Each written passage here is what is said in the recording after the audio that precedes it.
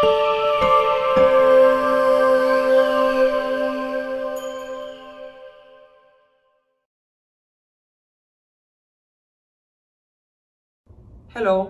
my name is Daniela Groza. I am a non-binary documentary photographer and the founder of the project Be Kind for Real. I'm also originally from Romania, and I've been living in the United States for the last 21 years and 9 years here in Brooklyn, New York. I'm here today to read you a letter that I wrote to my 7-year-old self. It was then that my mother started sexually abusing me. And it's been a really long and difficult road to recovery from trauma, but it was well worth it. So really, this letter is dedicated to anybody who's gone through this, who has suffered abuse. I want you to know that you're not alone, and that sometimes the power of imagination and humor and love can bring about joy. Here goes. Dear Danny, before I begin this letter in earnest, I come with complicated news. It's been 11 years since Mama's been gone forever. She gave herself to the Black Sea on the 1st of January in 2010. She loved words, and she loved the sea even more, as do you. So we can start with words for now, and perhaps end with a dip in the warm waters of relief. What are the right words for you and her and I? I don't mean to upset you, but since I already know you will soon manage to flee Mother, a bit of honest news won't do much harm.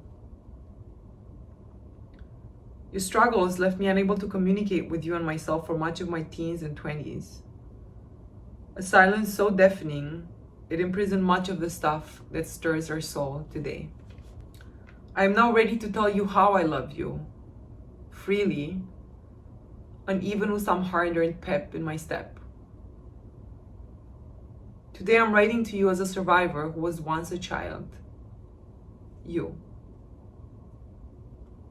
I come with gifts.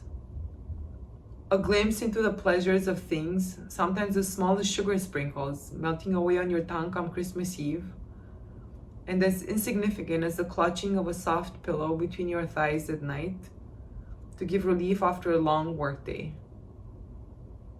In my account, a pillow for your head and a pillow to balance your shoddy spine will constitute a small luxury for a few years, when you will own nothing but a bag full of clothes to lug around between couches to sleep on.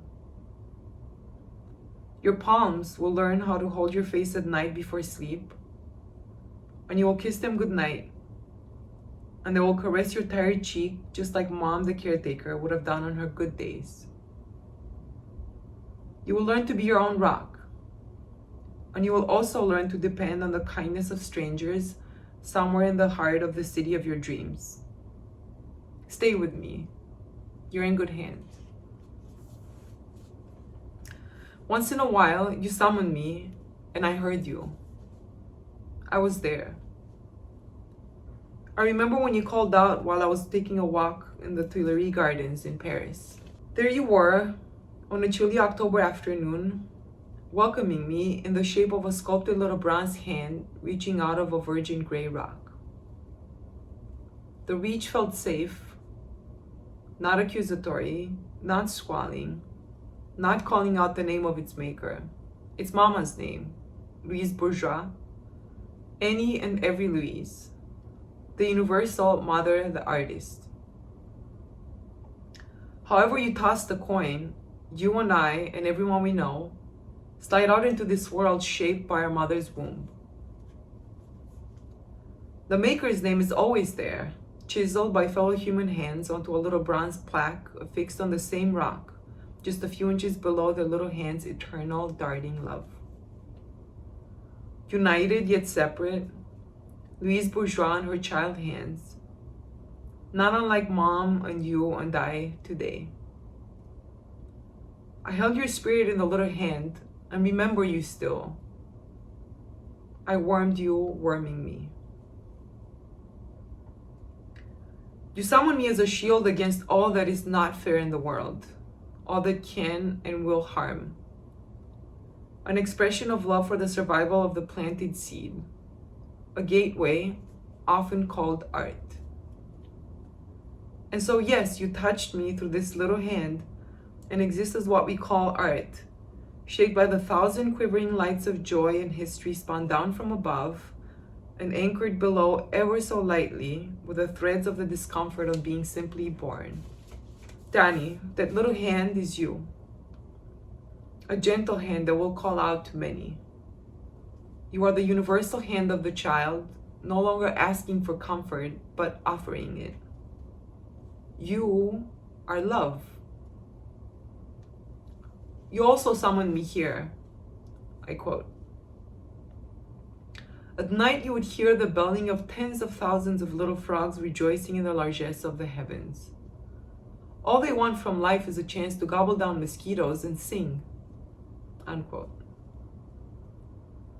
Here I am, swept off my feet with delight at the sight of a few simple words stringed together with care.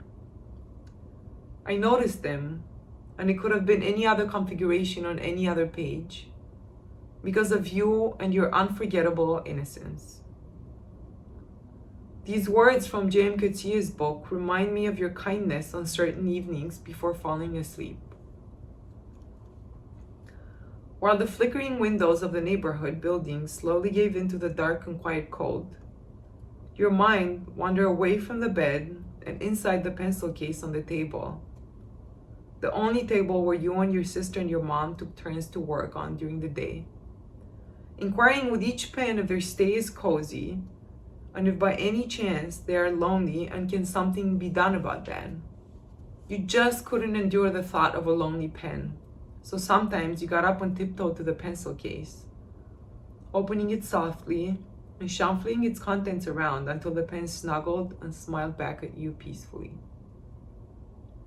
At 7 years old, everything is alive, and everything deserves love and companionship, which, come to think of it, even at 37 years of age, still makes sense. A pen is a pen for itself and no less, something to care for, a sort of pet, a smooth, speechless companion with which to practice humanity. A pen is an example. An example of what, you may ask?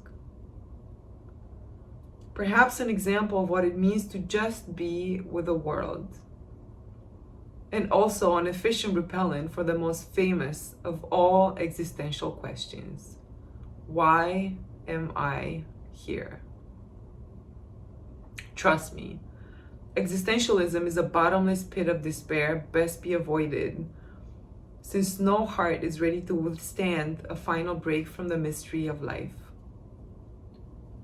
So let's sidestep disaster for now by asking, since curiosity drives us, what is it like to be a bat?